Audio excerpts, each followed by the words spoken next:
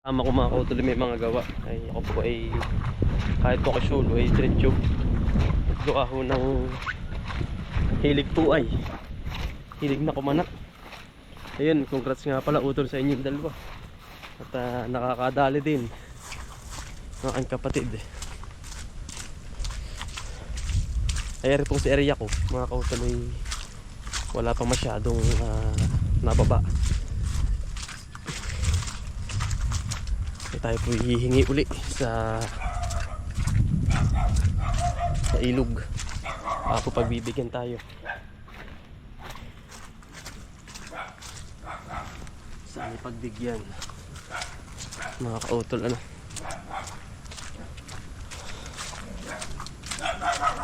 May kiraan po. Spot natin mga kautol kung saan tayo nakahuli ng malaki. Kasi nung minsan nagka-collaboration kami dun sa Lokban, Quezon. Ayun, maraming salamat sa inyo mga tropa Ikat Hunters. Yeah. Hindi bababa sa ilog. At ako'y parang nakakaramdam na sana makahuli. Ayun. At sana hindi tayo bahain. Isa pa. Ingat tayo. Ayun, pahingi po. Siyempre magkakana muna din sa kabila bago din sa mga kabila. Ilang piraso lang ating papain. Nasa 7 lang. Sabi po, pahingi po. Ayun. Baba tayo dito. Kakana tayo dito. Magandang ilog. Ayun oh. At yung ilog ay bago pa lang ano. Ibang mga kautol, yung po bang kanya ay lalabo-labo. Ayun, kakana tayo sa kabila. Isang maliit lang ngayon, magandang pwesto. Ulian. Ganda ng ulian. No? Pa tayo dito. Napakaganda. Ulian ng palos. Igat pa rin po ang ating pamain.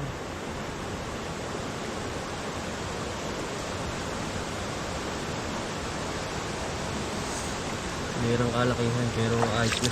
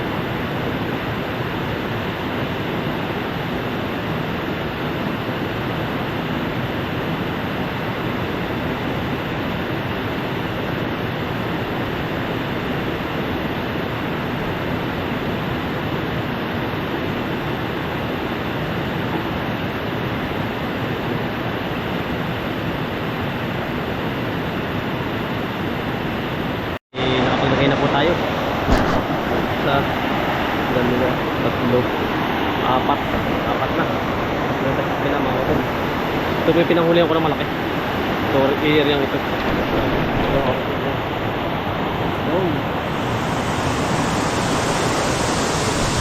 Ahon po tayo, tapos tatanong sa may kalye. Tapos lilipat tayo sa area.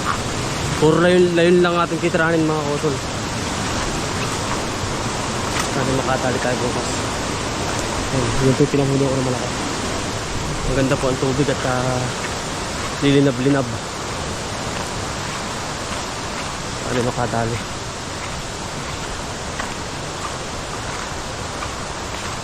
Lipat po tayo sa kabila.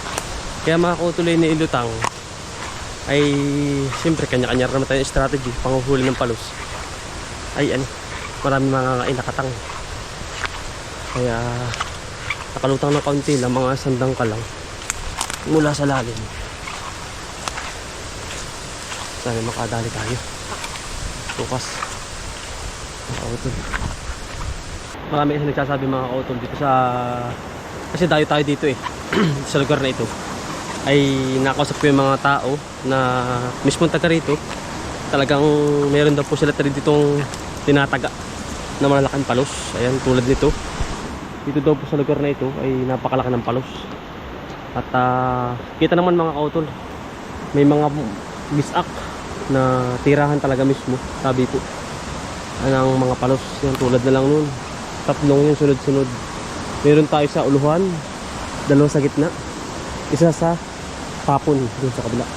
Mismong ulian ng palos mga kautol. Yan, 1, 2, 3, 4, 5, 6, 7, 8.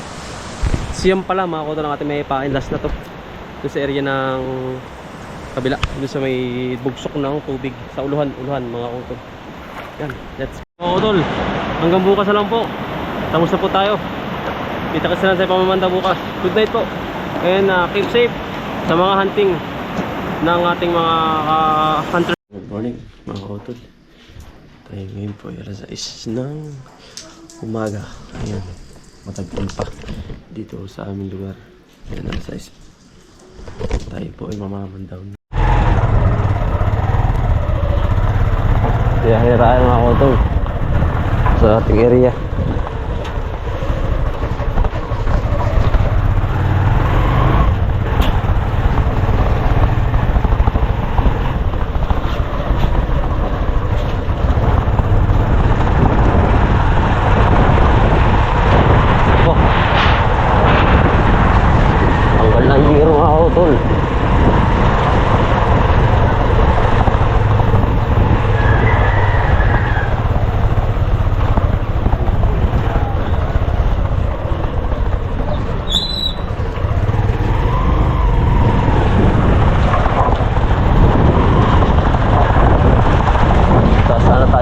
Ng malakas na ulan kasi umulan nung pamuntang alas 2 mga kautol. Hindi ko baka mamaya malaki ang baha. Kaya yung ating mga paing siyam may kaunti lang, baka mamaya nga yan lumakas, hindi natin makuha. Pero malapit lang naman, kumbaga dyan lang naman yun. Unahin na natin yung pinanghulihan natin ang malaki.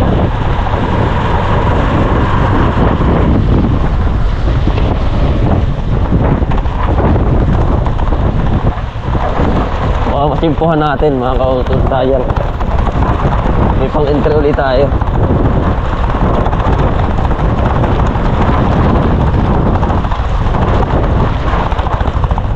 Kasi sa ganyan nalabas ang mga palos.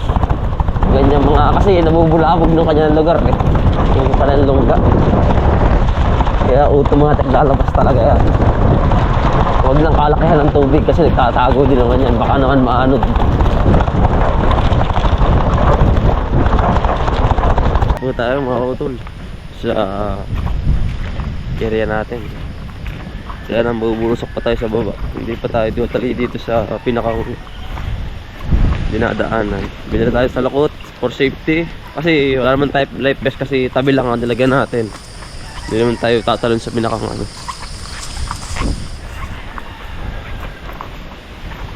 Always safety sa bawat hunter natin dyan. Kasi napakadelikado ng mga tubig ngayon. Ang lalaki.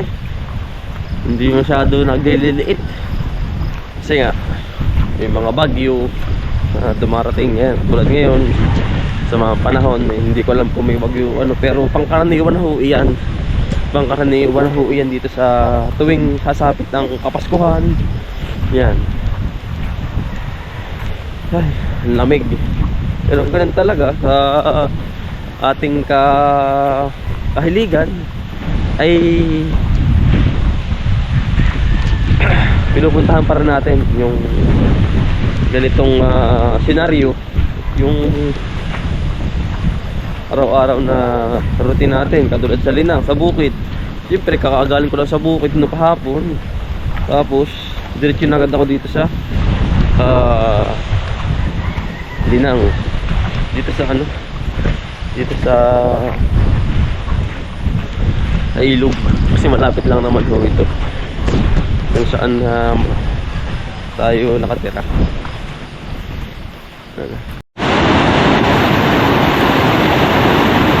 Dito na tayo mga kautol, area natin. Dito natin kung may huli sa spendo. Wala. Unang bira, wala. Ayan, kabila.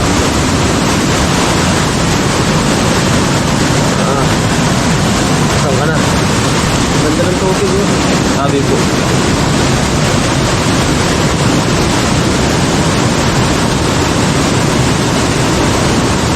Walang lumalaban.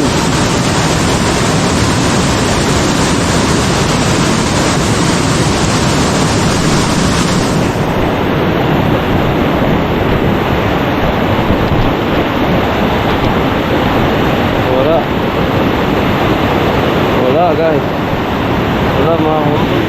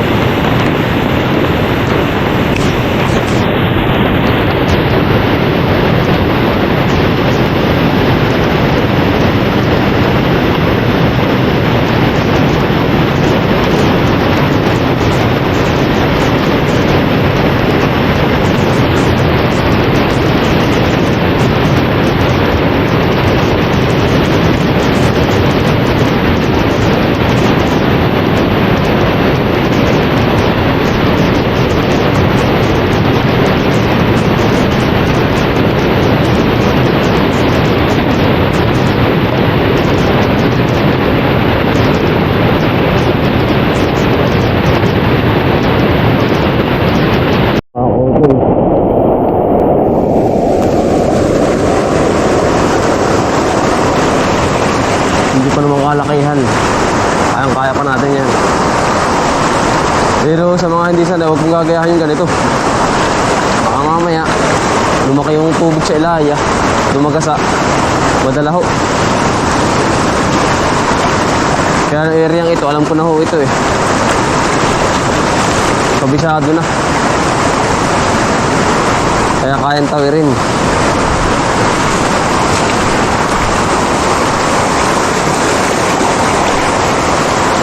Ayan yung ating isa oh. nasa gitna.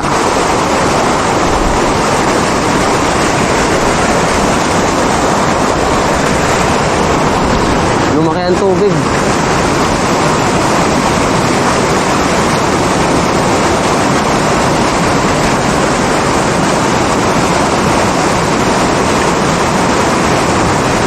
May pain pa naman, hayaan ko na lang muna.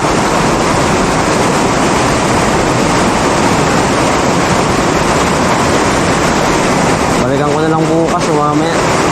Malaki ang tubig dito. Baka mamaya makahuli pa yun. Balikan ko mamaya mga utol. Sayang. Ito tayo sa kabilang area. Tulog kawil natin mga utol. Hindi na pa ang tubig. Dito na talaga sa pinsan eh. Tubig.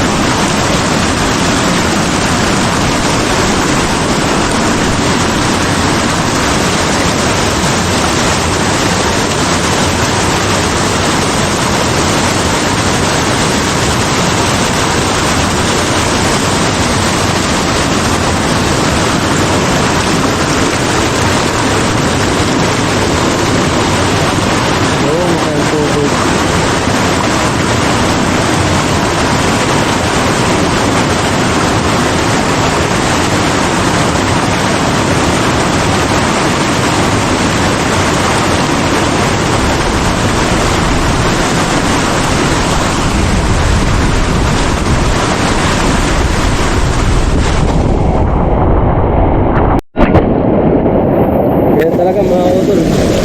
Balikan na lang natin, maganda naman ang ating gusto dyan.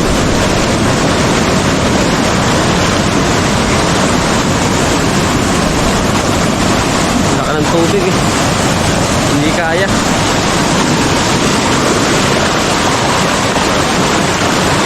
Mamaya madali tayo kung madala. Delikado.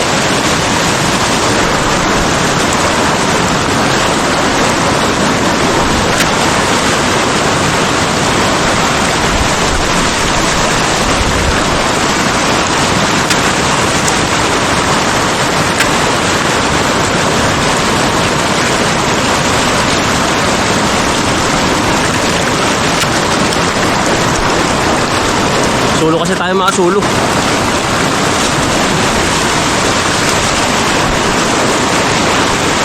Mahirap kapag nag-iisa mga utol. Kapag ganitong ano, pagka ganitong namamandaw na may pop, namamandaw ang pinakamahirap. At aabutin ka ng ganyang ulan, baha, ay wag na. So wala po munang kunin. At yun naman po yan dyan lang mamayang hapon kasi walang magkakalaan ng kanyang malaking tubig eh. Mahirap kapag sulo, hindi mo kakayanin mga kautol ano? Yung ganong sitwasyon kung may pagsapalaran mga hunters ano, lagi lang mag-iingat. Sulo kasi tayo. Yan lang mga kautol, safe naman tayo. Pinabayaan natin yung dalawang kawil at hindi tayo humangas at napakadelikado. Bukaya tayo. Susunod uli, laban uli. Ingat po lahat. God bless po.